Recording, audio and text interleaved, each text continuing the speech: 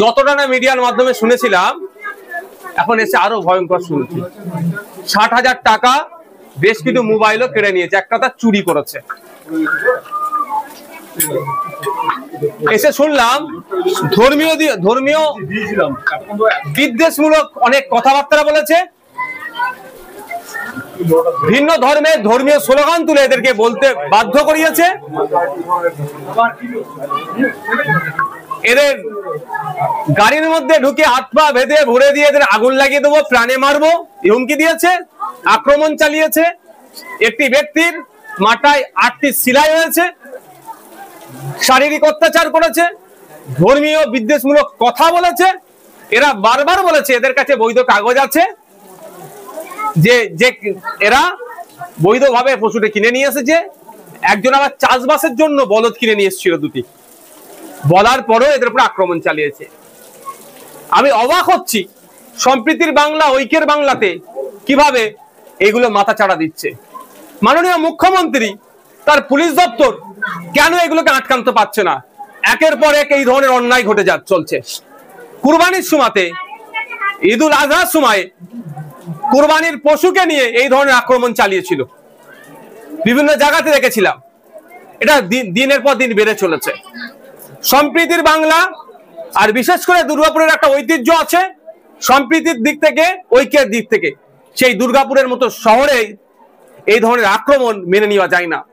যেখানে আক্রান্ত হয়েছে প্রায় 2 ঘন্টা ধরে আক্রমণ চালিয়েছে এদের উপরে। সেই সময় যেখানে আক্রমণ হচ্ছে, প্লেস অফ অকারেন্স থেকে কাছাকাছিতেই থানা ছিল, থানার পুলিশ এসে উদ্ধার করেনি। অবাক হয়ে যাচ্ছে আমি যে থানাও তাহলে কি প্রচ্ছন্ন মদত ছিল এতে? 1 নম্বর কথা। দ্বিতীয় কথা হচ্ছে, ওরা যখন ফিরে আসে লোকাল থানাতে, ওদের লোকাল থানাতে যখন অভিযোগ দায়ের করতে যায়, ওরা আবার সেই আতঙ্কিত মানুষগুলোকে ওই যেখানে ঘটনা ঘটেছে সেখানে পাঠাচ্ছে। কিন্তু আমরা জানি আইনে বলা আছে 0 FIR এর কথা। আইনে বলা হয়েছে যে আপনি ভারতবর্ষের যে কোনো প্রান্তের থানাতে আপনি অভিযোগ দায়ের করতে পারেন। তাহলে ও লোকাল থানাতে সে অভিযোগ দায়ের করছে, এখান থেকেও তাকে আবার অত দূরে পাঠানো হয়েছে। এখানেও পুলিশের গাফলতি। এখন যখন এটা নিয়ে সোশ্যাল মিডিয়ায় হই হচ্ছে, সোশ্যাল মিডিয়ায় যখন এটা নিয়ে বিতর্ক হচ্ছে, তখন আমরা দেখছি কি 2 জনকে গ্রেফতার করেছে। কিন্তু এখানে একটা 20-25 জনের টিম ছিল, যেই টিমের লিড করছিল পারিজাত গাঙ্গুলি নামে কেউ, সে মূল হোতা।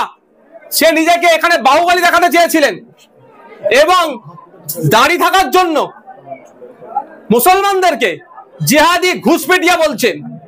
একাধিক ধারায় তার সেকশনে তার মামলা হওয়া দরকার। এখনো পর্যন্ত ওই কালপিটটাকে গ্রেফতার করতে পারেনি।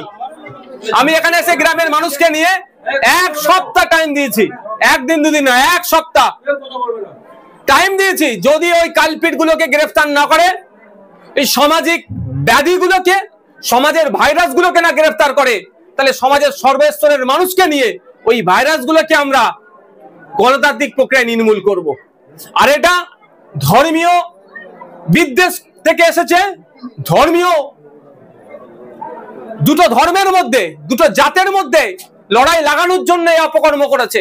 আমি গ্রামের মানুষকে বলেছি, যারা আক্রান্ত তাদেরকেও বুঝিয়ে বলেছি যে এটা আমরা ধর্মীয়, ওরা যে খেলায় খেলতে চাচ্ছে সে ফাঁদে আমরা পা দেব না।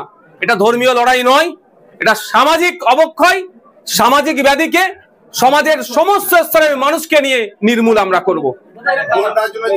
এটা বিজেপির বর্তমান যে এটা করেছে, সে বর্তমান তার রাজনৈতিক পরিচয় হচ্ছে তিনি বিজেপির দলের একটা দায়িত্বশীল যুব নেতা। তিনি বিজেপির একাধিক নেতাদের সাথে তার পরিচয়, তার ফটো পাওয়া গিয়েছে, অলরেডি ভাইরাল হয়েছে।